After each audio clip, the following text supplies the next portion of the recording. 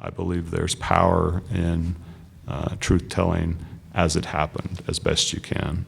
So that factors into the education element of my book. I don't consider it to be homework, but some students who maybe are assigned it one day may view it that way.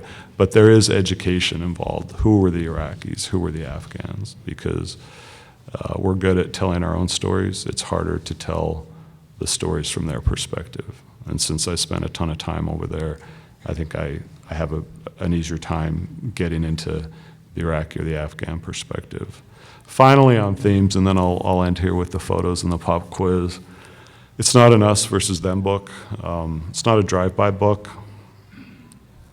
although some may read it that way. I worked very hard to have it be proportionate to war, which is that we worked with Iraqis, we worked with Afghans. They were not the other when it came to my job. When my Iraqi and Afghan friends were killed, it hurt a lot. When my Marine friends were killed, it also hurt a lot. It's not an us and them book versus the State Department and the Defense Department warfare that sometimes goes on inside our government.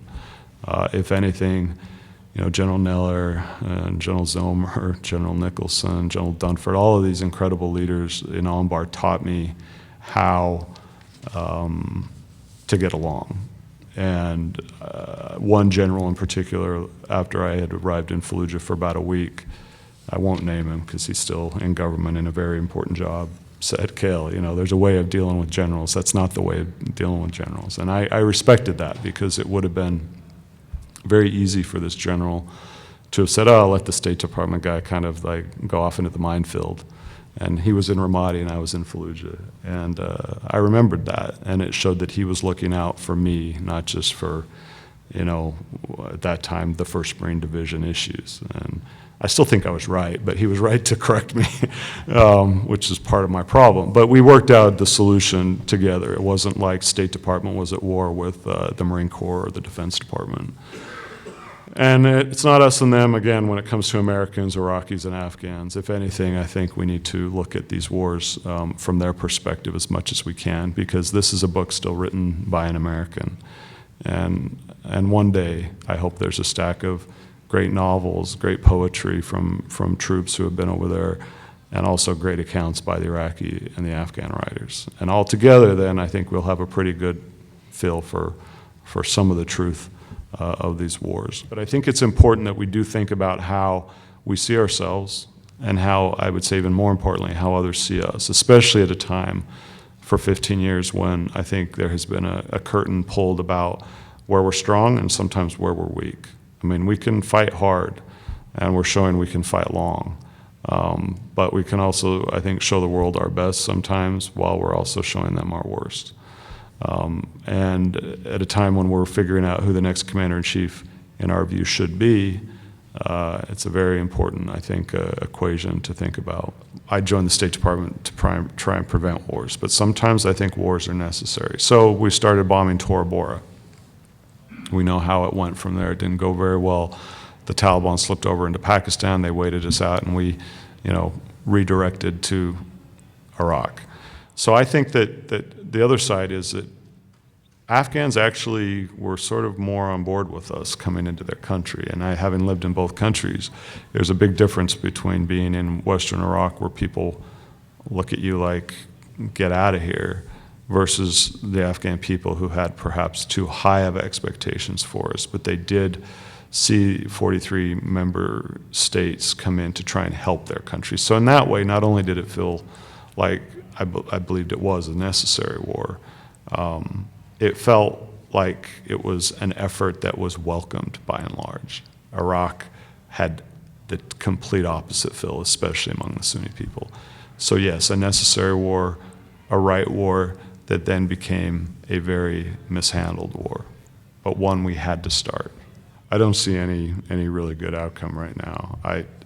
Like you, even today, flying from Portland, the images of, I was Kael Fallujah, for better or for worse. So, there are good people in Fallujah. There are also plenty of bad people that are in Fallujah. Part of my book is to remind people that Fallujah wasn't just terrorist centrally. There are families with children, and you see them on TV today, drowning, to get across the river. I don't see any good options actually anytime soon. I don't see that, with the current administration, and I don't fault them. These are all hard jobs, as you know, whether you're in the military command structure or the civilian command structure. Sometimes you only have bad to worse decisions to make. I think with the election today in California and whoever's going to be our next commander-in-chief, things are going to be on hold. I don't think President Obama is going to change anything dramatically, and there's understandable reasons for that. So air will continue to be, I think, what we do and what we use. I think we'll continue to try and support a prime minister that's better than the prior one, but is still very, very weak. I think you're going to continue to have disintegration of the country in many ways. I think that on the Syrian side, maybe there's a bit of overlap now with the Russians that will open up some things that weren't possible before. I think that the Sunnis don't even know who their leaders are right now. So when I ask my Iraqi friends, who are really the ones that should have the answers more than any American, even someone like myself who spent all the time over there, they don't even have, I think, an answer, and that's what's quite disturbing. Finally, though, I would say, I think from a domestic point of view, we started that war. So people say, well, I was asked in, maybe it was Denver, what if we hadn't invaded Iraq? What would Iraq look like? Interesting question, hypothetical. All I know is that the Iraqis would own it. That it would have been an Iraqi dynamic. It would have been an Iraqi, whether the Arab Spring morphed into something that Saddam could keep, out of his country or not, we'll never know. But since we invaded in 2003, I believe that we as a nation have a moral aspect to how we wield our power. And I try and get to some of those questions in the book as well, which is it's not just about bombs and bullets. It's about the partnerships we made on the ground. It's about, the things we say we stand for, and do we still stand for them, even though there's been a meltdown in the war that we chose to go into. Whether, you're part of the Marine family or whether you're just a concerned citizen, warfare is a serious thing a nation can do. And my dad and uncles were in Vietnam. One of my uncles almost died over there. My grandfather was World War II. Great uncle was World War II. Brother-in-law was a Gulf War. So not all wars have had equal reckonings, and not all wars, I think, are equally parade-worthy. But if we don't think about these wars, including how they got started, including how they are continuing to be fought, including what the human cost of these wars are, our side as well as the Iraqi, the Afghan, and other coalition members, I don't think that there's any chance at all that the wars will end the way even remotely like we want them to. The books, I think, are getting interesting, and I credit a lot of writers out there, veterans, civilians. Lee Carpenter wrote a very good book from the mother-son relationship. Phil Clyde wrote an excellent book, a short story collection that gets the grunt Marine voice, I think, better than anyone. Elliot Ackerman, Matt Gallagher, Roy Scranton's got a book coming up. All these writers are adding to the canon. I'm still waiting. And mine's now a small part of that. It's a thick book, but it's a nonfiction account that I think is doing something different as well. But I'm still waiting for that Iraqi, that Afghan novelist, that Iraqi, that Afghan short story writer, that Iraqi, that Afghan playwright. And some of that's beginning. There are some, Corpse Wash or a couple of short story collections that are getting out there. The movies so far, since you raised the media, I don't think are very reflective of these wars. Billy Lynn's Halftime Walk was an excellent book, I thought, written by Ben Fountain as a civilian. He gets to some of the reckoning and accountability issues in a way better than a lot of what I've read. The movie's coming out in the fall. We'll see how that does. The Sniper movie I watched, we could have a whole panel on that based on what was going on in Ramadi and Fallujah at the time.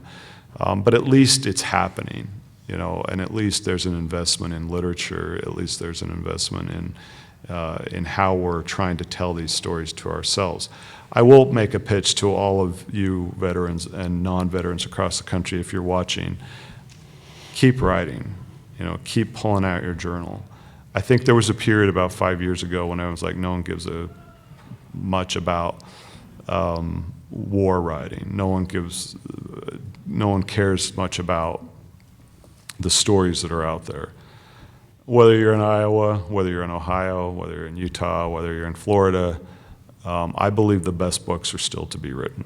And I'm proud of what Knopf and I did through a lot of editing, and there are some zigs and zags in here that require patience, but I still believe the best books are going to be written by people that probably aren't living in San Francisco or New York. Nothing against either of those cities, but I think that the way our military is filtering these stories, that it may be the kid, who's on the Iowa farm again, or maybe the kid here in San Francisco. It's just that it's going to take time to have that reckoning, because reckoning and reflection and these great Vietnam books did not happen for a while.